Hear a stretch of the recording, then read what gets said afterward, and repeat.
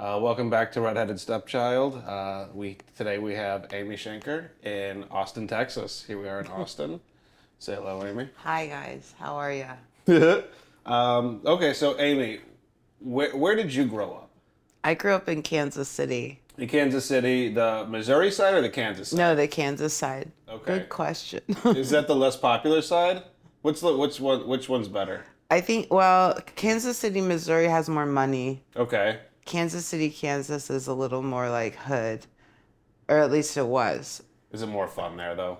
It's a little more fun. Okay, yeah. But it's like, if you're gonna go like out to bars and stuff, it's KC Mo. Okay.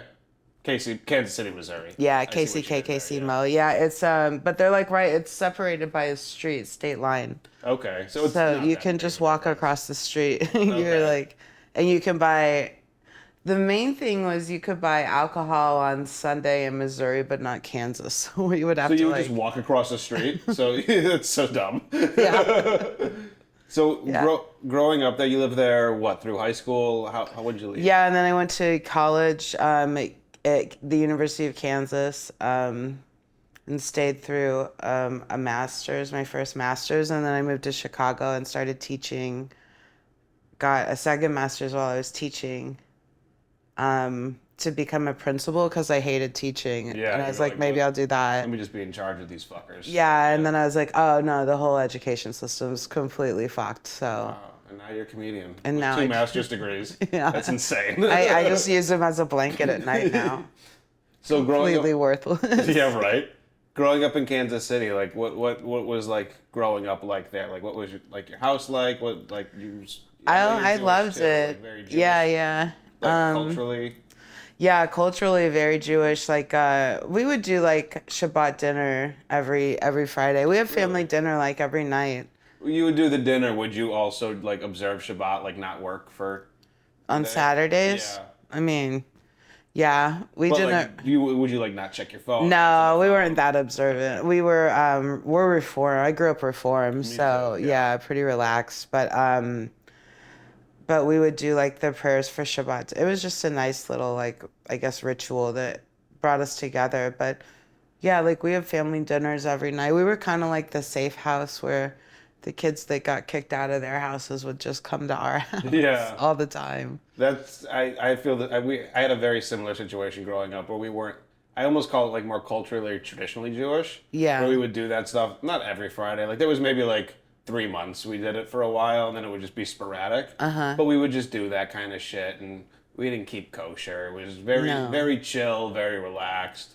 Go to temple on the high holidays, hate it for 6 hours or whatever, and then go you do it again next year. Yeah, exactly. I like just having one day though where you're like, this is all the shit I did. Yeah, right. Is that cool? I've always been jealous of the Catholics for that. You do whatever you want, then you just go confess to the priest, and then you're just off.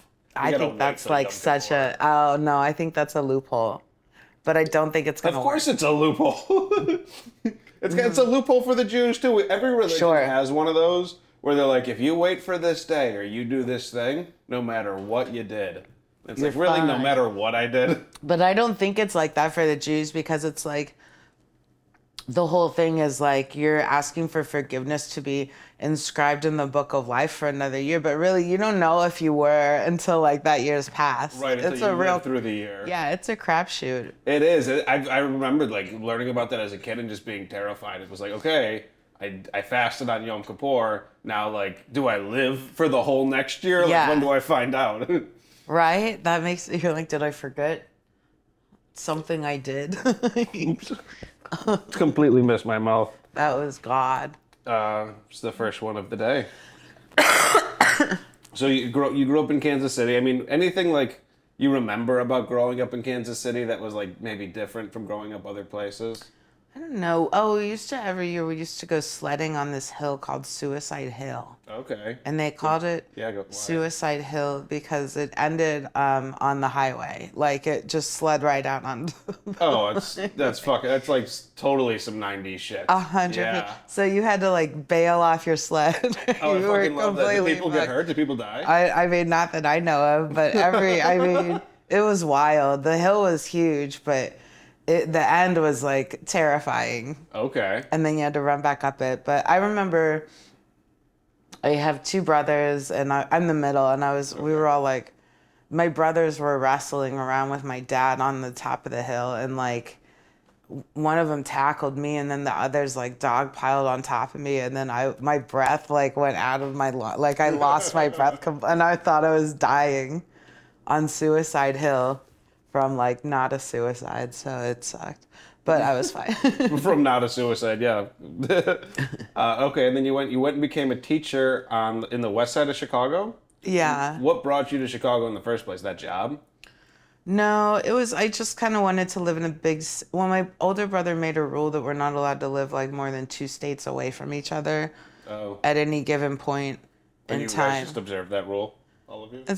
So we did for a while, and then he broke the rules. So like, yeah, what a fucker. He was like, what are we you doing? guys have to be around, because I don't know when I'm going to need you. Yeah, it's so, and then he moved to like way south, and so, then I moved to New York afterwards. But while teaching, I wanted like a big city that was close to my family a little. So it's only like I could drive to get back to him if I needed to. And then you while you were there, you found the job teaching? No, I went there for the teaching job. Like I found the teaching job before I moved. And then taught, for 13 years. I stayed at that first school for 4 years. Where in the west side? The first school I worked at was called Crane. It was Jackson and Oakley. Yeah. So like right off the highway. It's a huge school, like a huge building that you can see right off the highway. Yeah, they hung up netting on the side of it because the kids would just throw the books out the window. Oh, that's what the net's for? Yeah, and they'd just land on like windshields of cars driving below. Nice. So we had to hang up netting. Yeah. Okay. Yeah, it's similar to like how Nike does to keep people from killing themselves. Of course. So they don't have to get Basically, yeah. But with books. Yeah, it's a little bit better. We're doing better here. Yeah, we're killing education. Yeah. But not people. What did you teach? English. You taught English. Yeah. I've always liked all my English teachers the best. Also because I liked English. I never liked math or science. I hated math. Yeah, I feel like with English, you just get to like explore so much more and talk about like random life stuff that if you're reading the right stuff, you'll like your English teacher. Probably. Yeah, for sure. And like totally. What was some of the craziest shit you remember from teaching at that first school? The whole school was insane. We had a pool. Yeah, that area is pretty insane. And when was this? Was this the early 2000s? Yeah. Okay. So it was like it hadn't been like gentrified yet. They were just starting to a little bit. So my kids were like. So it wasn't quite Garfield Park yet. It was almost like West Town. No, it was West Side. Like it was right by Little Italy, kind of like by UIC. You know where they would do the medical district. I just don't know exactly. But it's north of the highway there, right? Not south by where UIC is. It's across. It's the other side, yeah. Yeah. Okay. But like right there. Got it. What was the question? What's some of the craziest shit you remember from that school? All of it was insane. They said we had a pool, which I did not know about, but and I was on the 4th floor. Like a swimming pool? Yeah, and the pool was like in the basement.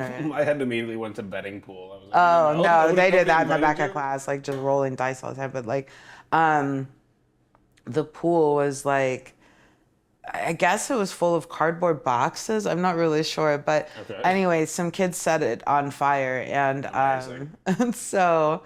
And the smoke was just like black smoke, like pluming, like up to the 4th floor from the first floor. My friend, the security guard Maurice was like, "Everybody get the fuck out! The pool's on fire." I was like, "We don't have a pool." He's like, He's like, "Who gives a fuck? Something's he's like, fire. "Bitch, look!" I was like, "Oh fuck!" I started leaving myself. He's like, "Get the kids." I was like, "Ah, fuck. All right, fine." Was there ever like any specific kids you remember where you feel like you actually made a difference? Oh yeah.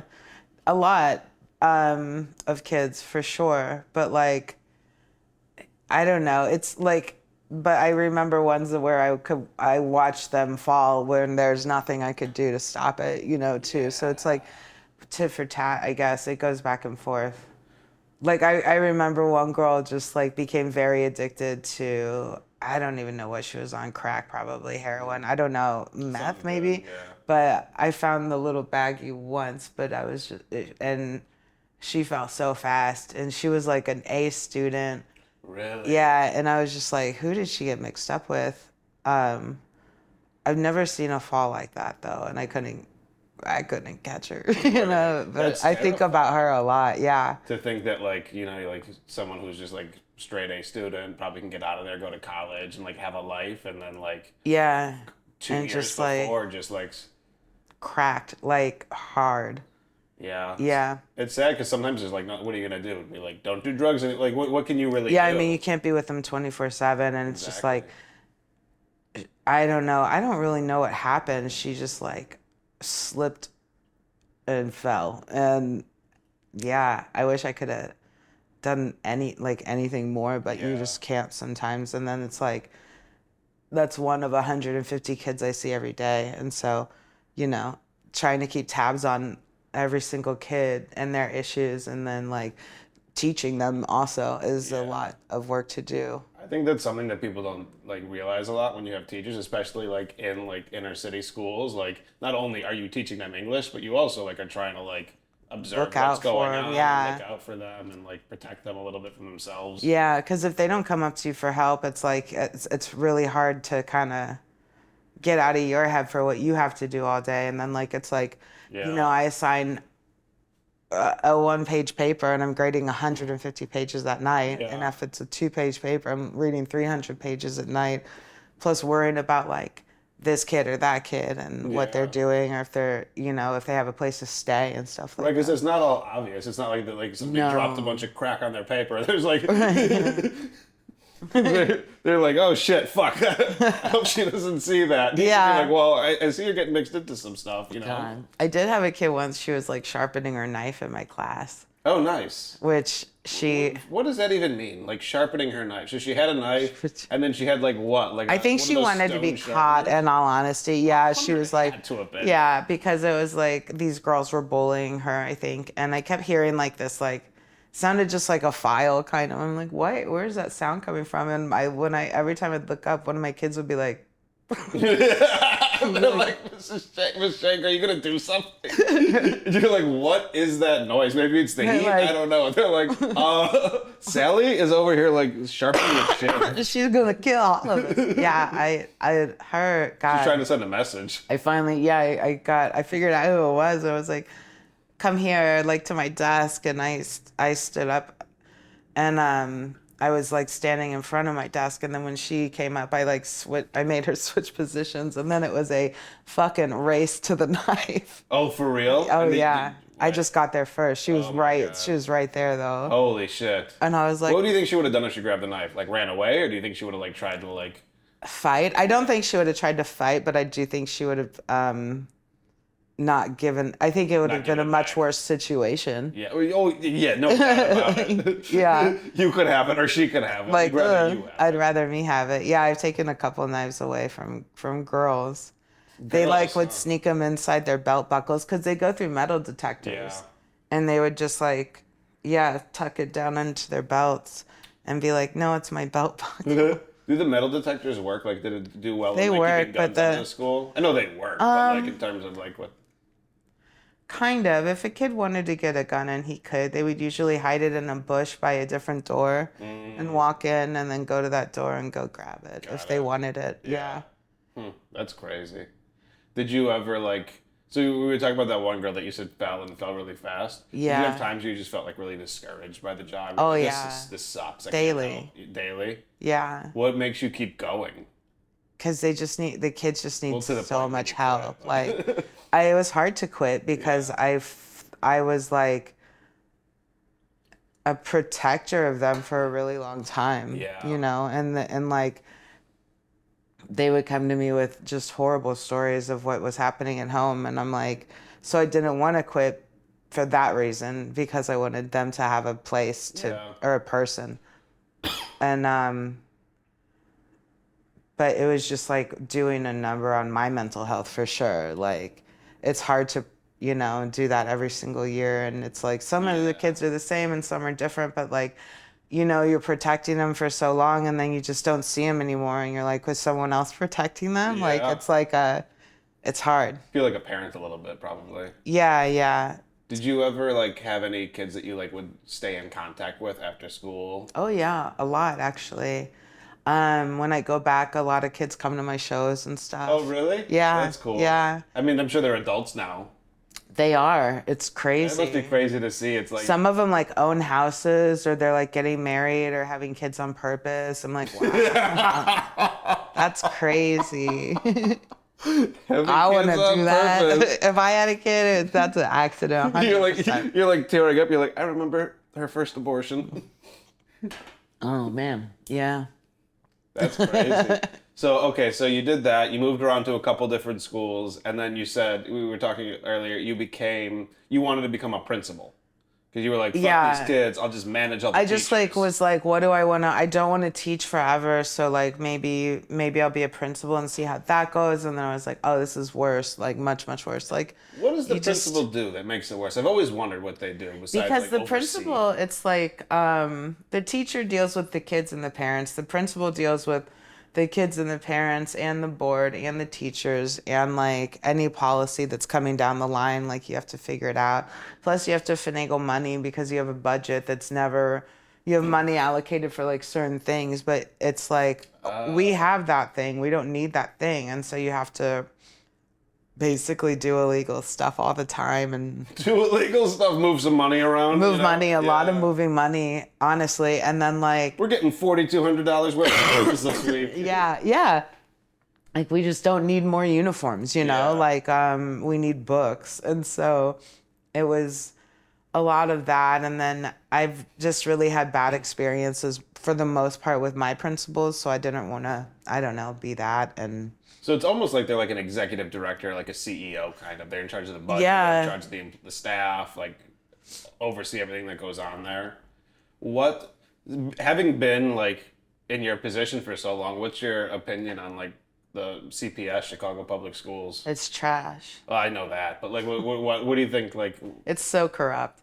CPS it's corrupt. It's one of the most corrupt school districts I've ever seen in my life because of the money. I think a lot of people, when they start making more money and have access to money, they stop remembering, I guess, why they started in education. That's what money does. Yeah, my second to last principal got arrested for fraud and embezzlement. Okay, you have to explain this to me. Like, when you say have access to money, what does that mean? They're like, is that where all the books are going? They're like, we need $35,000 worth of books, and then all of a sudden they have a new $35,000 like car. Yeah. Is that really what happens? Sometimes. They'll embezzle it? Yeah. What? That principal, she said we had a paint job in our school for like $250,000, and she got 3 bids on it, and she took one of the bids, which we found out allegedly was her son's fake paint business. That's amazing. And then $250,000 was just gone. No one found it again. Yeah, and it went through him, and then it was just like. Did she get arrested?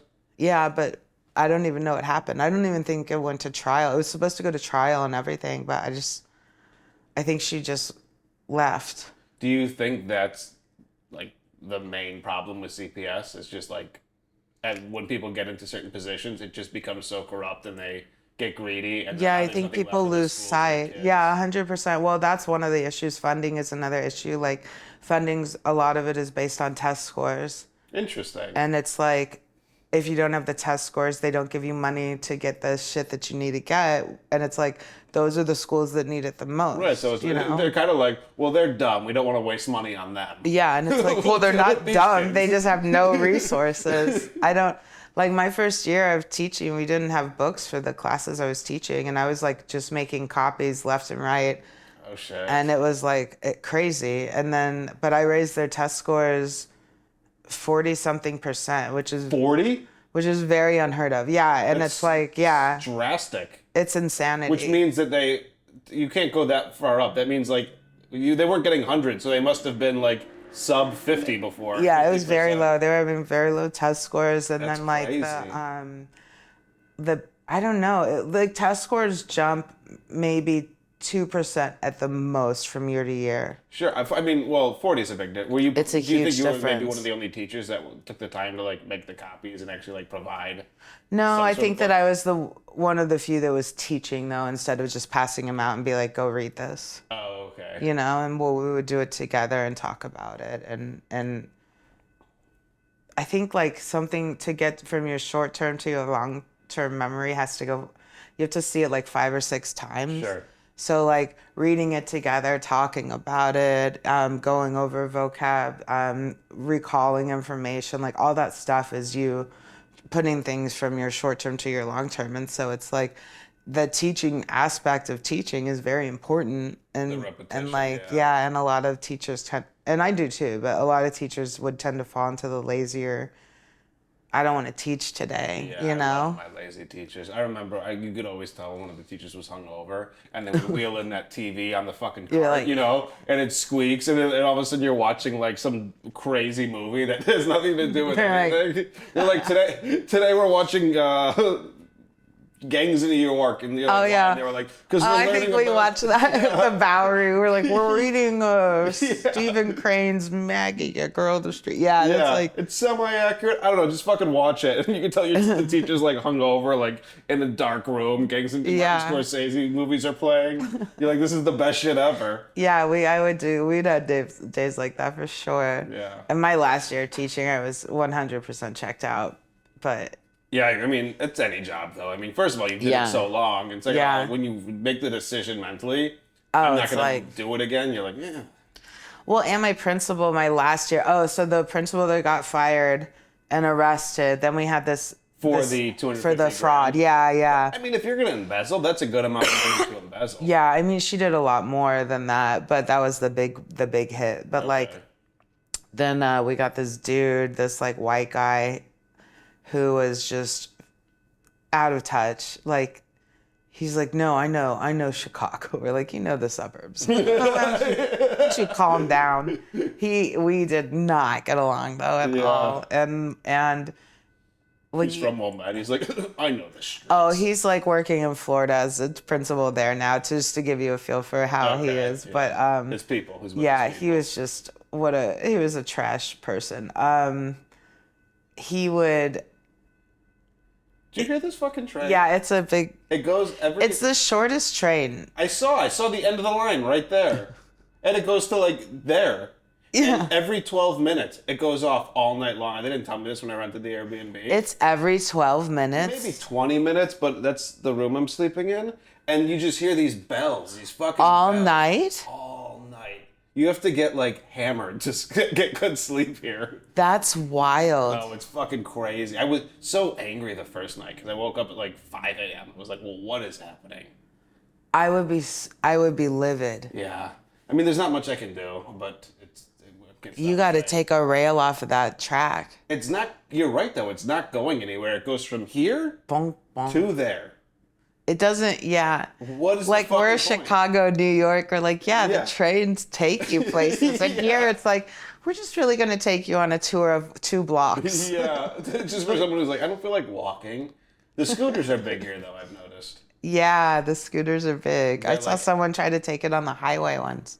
Oh, really? Yeah. I love that. Yeah, he was not sober. I once got a panini delivered by a guy on a scooter. Really? When I Uber Eats some shit. That makes sense. Because in Chicago, you know how we're in Texas, I guess it's applicable. They're moving all the migrants to Chicago and New York and shit. Yeah. So a lot of migrants in Chicago are getting like DoorDash or Uber Eats jobs, but they can't get a car. 'Cause- Right, they don't have a license. They'll divvy bike or like scooter the food to you. And I ordered a, what did I get? I got sushi like a couple weeks ago, and it was like -12. It was like the coldest shit ever. And I ordered like sushi and like some sort of like Thai soup. And it's like, it's like Miguel will be there in 14 minutes. He is traveling on a scooter. And I'm like, what the fuck? God. And then you feel bad for Miguel, and you're also like, my soup's gonna be so fucking cold. Yeah, 100%. Cold soup, cold Miguel. Yeah. That sucks. Cold soup, cold Miguel. Did you start stand-up when you were teaching? Yeah. In Chicago? Yeah. Okay. It was rough Yeah. because it was like waking up at 6:30 in the morning. Oh, I didn't even think about that. Yeah. Yeah, Early to mornings. teach and then come home at like around 3:30, take like an hour nap and Yeah. then go get ready and go out to shows or to open mics and stuff. And Chicago's a bigger hang than most cities, and so Yeah. it's like you have to like hang and meet everyone, and it was ridiculous. It is. I could see that. Did your students? You obviously tried to keep it from your students, I'm sure. Would they find out, like, if your name was on like a flyer or something? Would they be like, Oh "Oh, yeah. Miss Shanker's Yeah, doing they're like, stand-up." "What? She's so mean. She's so serious." What are you doing, Miss Shanker? You're not She's funny. exhausted. She hates her job. Oh, that's funny. Yeah. So you were a teacher for 13 years, Yeah. and then did you just go straight into stand-up after? Or was Yeah, there I some moved to New in-between York when I quit. There's no Okay. in between. Well, my principal my last year of teaching, because you used to, when you started teaching, you could bank your sick days and cash them out. So At the end of the year? at the end of your job, basically, when you Oh, left. so if you had like 40, I had like 40 something sick days. shit, so you got like an extra 6 weeks of pay then? Well, no, because then my principal, like, Embezzled your sick days. he was just trying to like jab me. He was like, you can't take your sick days anymore, right? Thinking that I'd be like, man. Yeah. I was like, what do you mean? He's like, yeah, you either use them or lose them. I go, oh, okay. Yeah, I'm still leaving. I used every single day. Oh, okay. So I was like, got a you little think I'm not vacation. going to use 40 sick days that are mine? You're out of your mind, dude.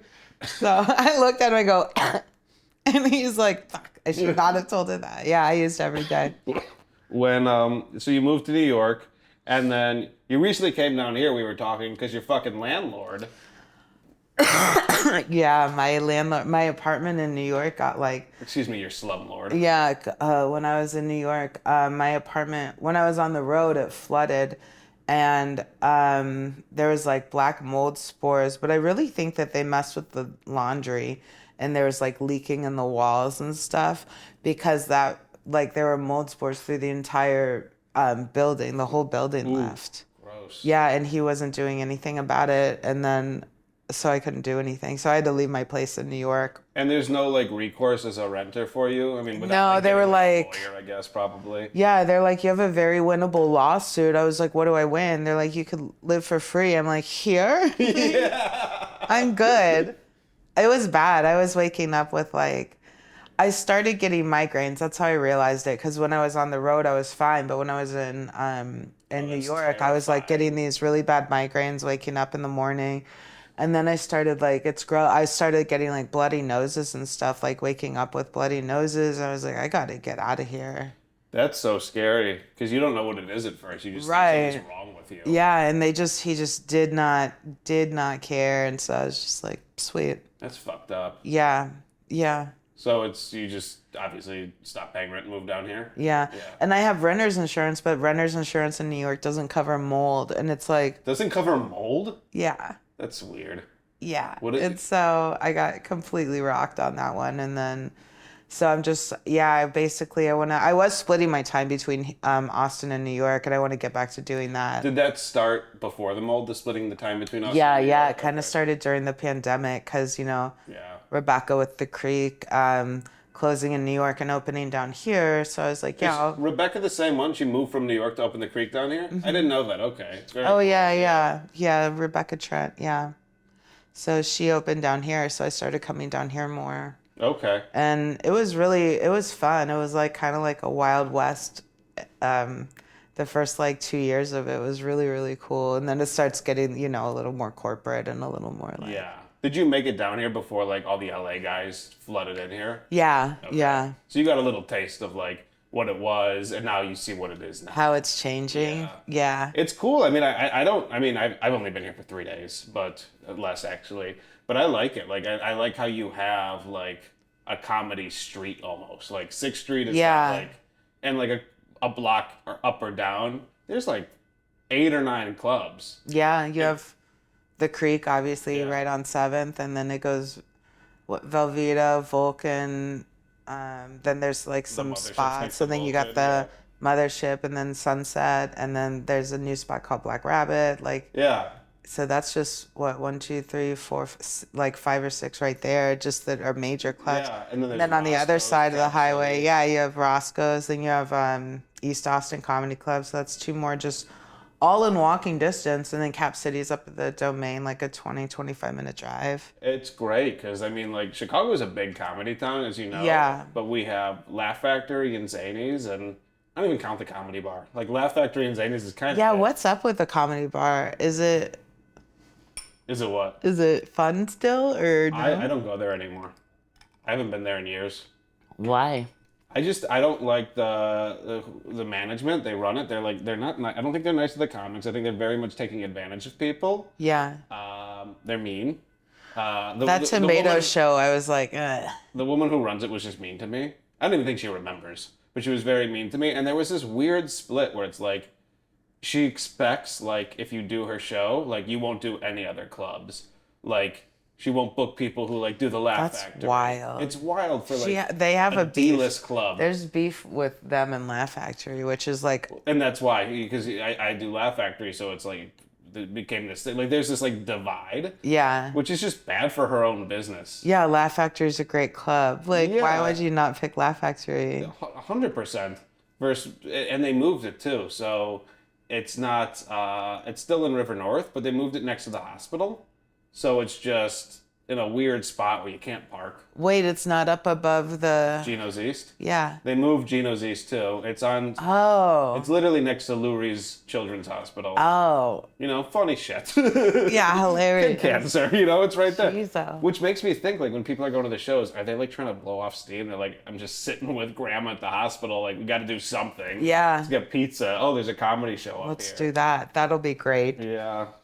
But, yeah, I mean, we really only have 2, and you have so many here. Yeah. Granted, I mean, there's like... But those pay very, like, you know, it's like a set. Like, I think that there's clubs here, but it's like, it's still really unregulated with, like, pay and stuff like that. Yeah. Yeah, that's everywhere, I think. I don't know. Clubs are pretty... I mean, it depends what you mean by regulated. I mean... Yeah. I guess just, like... There's certain clubs that you're like, you know that when you're working there, you know what you're going to get. And then there's other clubs where it's like... Yeah. Like, that's one thing that drives me nuts in comedy is there's not as much transparency as there should be. There should be a league minimum. You know, like when you go into like the NBA, there's a league minimum. No matter we're a club, we're going to call ourselves a club, we at least have to pay our host this and our feature this. Right. We could do more. Like, yeah. Or even like... If we're going to be doing these shows, then we're going to be paying this and that. Like, even a showcase, you know that you're walking in making this, you know. Yeah, exactly. Yeah, I hate having to ask if there's pay because, like, why are you making me ask that? It should become advertised. Yeah. And it also should always be paid unless it's a free show. I don't know why. Sure. It would be, but right. Yeah. But then, and then it's like, if I ask if it's paid, I get this response all the time. I get, yes, it's paid. How much? Yeah, what are you paying me in? Like, why are you making me continue this answer the fucking question. You know what I'm asking you. Because I've noticed too, like, I mean, it's different, like, if you're headlining, because then you could, like, sell your own tickets and make a door deal, right? Mm-hmm. But, like, hosts, features, even showcase spots, like, if you want to pay your rent doing that, like... You need to make money. And people are just like, oh, what? It's not, like, you won't do it if it's not paid. I'm like, this is my career. This is a job for me. Maybe it's not for other people, but yeah, I do need to make money doing this. 100%. And, like, some clubs will lowball you like crazy, even if they do pay you. Yeah. But there are some, I will say, that I've, like, worked at that, like, pay you a livable wage to go there for a weekend. You could, like, walk away with, like, they respect your comedy. Yeah. Right. It's like we make, like, and that's how it should be. If the club's going to make 10, 12 grand on a show. Yeah, and they're letting you walk with less than $500. It's like... Crazy. It really makes it's not sustainable, and I think a lot of those clubs, like, don't end up doing that well because nobody who's worthwhile will go there. Right. And you notice it too, like if you're on the road and like you have openers or you're like co-featuring with people or whatever, you're like, does everybody here suck? Or do they just not pay well, you know? Exactly. And it's just like, and the host job, I feel like hosts should be paid much more. The host job is the hardest. I get why they get paid the least because it's kind of the starting position, but it is a very hard job. Yeah, I've always been told like you start as a host and you end as a host, but you start as a host for like shitty shows, you end as a host for like the Emmys and the Oscars. You're doing it right. It's a hell of a trajectory. Yeah, 100%. But comedy is a trajectory like that. You really can do that. Like, doesn't that seem like the worst job ever to have to host the Emmys or the Oscars? Yeah, I would do it though on a heartbeat. Sure, I would too. I mean, yeah, nobody's asking me. I'm like, nah, I wouldn't do that. Yeah, but no one's asking me. But it just seems like a nightmare. Like I watch. Well, you saw the shit Joe Coy got for the Golden Globes or the Emmys, whatever the fuck it was. Yeah. And it's like, one, what do you want from him? Two, like, it's not really his audience. Right. Joe Coy is like the Filipino comic. He fills out arenas with like people, and it's like primarily Filipino. And then you ask him to host the Emmys or whatever it was. Yeah, and it's like a bunch of like stuck up fucking Hollywood people. Yeah. Who are like, what's happening? Who is this? Exactly. They're like, who is? They wouldn't know fucking anybody if they walked in there. No. The only one I saw who I like really liked how they did it was when Ricky Gervais was like, I'm not doing this anymore. This is my last one. And he just shit on everything and everyone. That was and they weren't even laughing at him. It was just the reactions of them was just amazing. Yeah, they don't have personalities. No, they don't. They're like weird fucking like. They're told like, you think this and you are this. So are you liking Austin?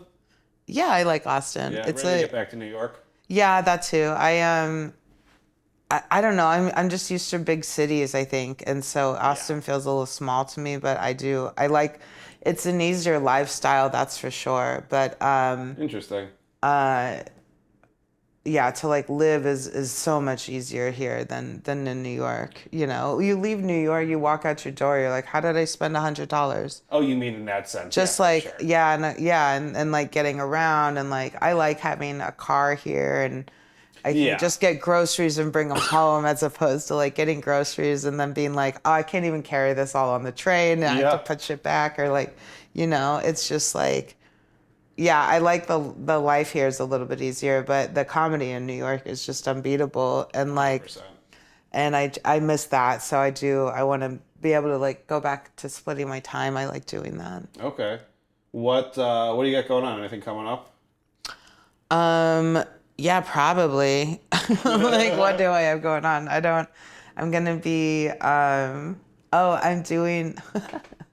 I get to do a commercial. Really? Yeah, in Chicago, actually. I'll be there like in a couple weeks to film it. And it's like, so it's one of those really goofy, I think it's one of those like goofy commercials where they're like, Bill's got you down. And a lady's like, whatever. That's cool. Oh man, those commercials just make me laugh all the time. So I'm like, I get to do it. Hell yeah. So I'm excited for that. And then, so yeah, I guess I'll be at Laugh Factory in Chicago pretty soon, and then again at the end of February. Okay. I'm traveling a little. I think I'll be in St. Louis and New York in the next couple of months for stuff. So yeah. Very cool. Oh, and my album just came out. It's called Unbelievable. There we go. Where can people find it? That's on iTunes and Spotify. It's on Sirius. It plays on Sirius on Raw. Oh, really? Nice. Yeah, so that's pretty cool. And then, yeah, I don't know. You just reminded me, a totally separate thing, but when you said it plays on Sirius, there was this girl, like after all the shows, courted me and Justin last night, and basically was like, every other word was like, I only remember this because she was like, Sarah? I love comedy from Sirius XM. And I was like, oh, cool, yeah. She goes, me and my ex would watch Sirius all the time, listen to Sirius all the time. It's probably the reason we stayed together for so long. Since the divorce. And everything was just like, it was like the most depressing lady ever. Like, okay. She's like, I don't have to have my kids on Thursday. That's why I'm out tonight. Because in the divorce, I was like, it is Friday, lady. Where are your children? Do we need to call someone? I think she name dropped since the divorce about 44 times. And it was just like, we have to finish our drinks and fucking leave. When was the divorce? She's like, yesterday. I asked. 3 years ago. No. Yeah. Oh, she got maybe abused. I don't know. She seems like she was the abuser, actually. Really? Yeah. Fucking. What if she was never married and she made the whole thing? I would respect that so much more. If she was like, I'm gonna go out tonight, I'm gonna make up a backstory, and I'm just gonna live my life as this divorced woman who's This just out of the divorcee. town. Since the divorce. Yeah. They're like, do you have a tagline? She's like, I do. I'm gonna mention Sirius XM a lot since the divorce, and I don't have my kids on Thursday. They're like, it's Friday. They're like, exactly. So now you know. Yeah, it's some method acting. Yeah, that's great. All right, well, we can probably cut it now, but I appreciate you doing this. Thank you for coming. For sure. Thank you. And this has been Redheaded Stepchild. Have a whatever. Have a whatever. Yeah. My grandma was a redhead. Really? Mine was too. Yeah, was she mean? She wasn't mean. She was very nice. Oh, mine was so mean. Did your grandma go to the beauty shop?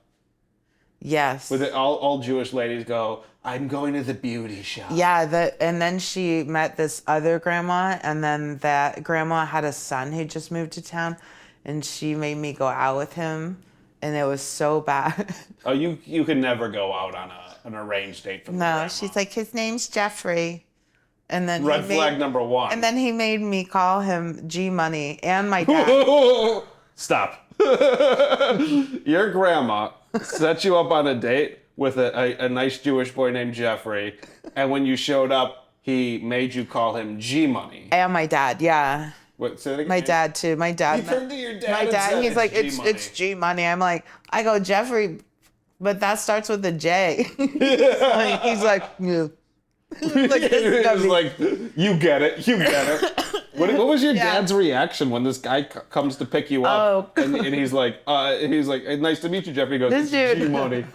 He walked through our garage. First of all, he didn't even go to the front door. I was like, what is he doing? It was just open and he walked through the garage? Yeah, he knocked on the garage door. Oh, hell yeah. To the kitchen. What does he sell? Bath salts? Like, what does this guy do for a living? And then my dad was like, because I didn't know him, so I was like, don't ask a lot of questions, just be cool. My dad's like, we'll see. And then with the G Money, he just saw my face being like, what? And then we're standing in the garage with my dad's at the door. I go, he's like, well, have fun. I go, I don't know, Dad, maybe you have some questions for G Money. My dad just goes, nope. And he just closes. I would have so many questions for God, G-Money. No, he was like, no, I know you're fine. You're not going to be coming home with it. Yeah. Question number one, where did the G come from? Yeah, dude, it was like... Oh, that's wild. Yeah, my grandma would always go to the beauty shop. It was the beauty shop. Canasta with the girls, Jewish. Oh, Maj, yeah. Maj, Bridge, won $3 at Maj today. Very excited because they play with pennies. That's a lot of money. They do. All the Jewish grandmas play with pennies. Yeah. I don't even know where they're getting pennies. I don't either. I haven't seen a penny in years. Yeah, me either. When they try and hand them to me at like a coffee shop, I'm like, no. Yeah, I'll take the nickel, but what am I going to do with two? If I take 2 pennies, it will float around in my pocket for the next 100 years. Yeah, until they're dented and then you can't even cash them into the Coinstar. Yeah. Fuck them. All right, we got off on a beauty shop tangent. All right, Justin, we're done. Justin? Turn off the camera.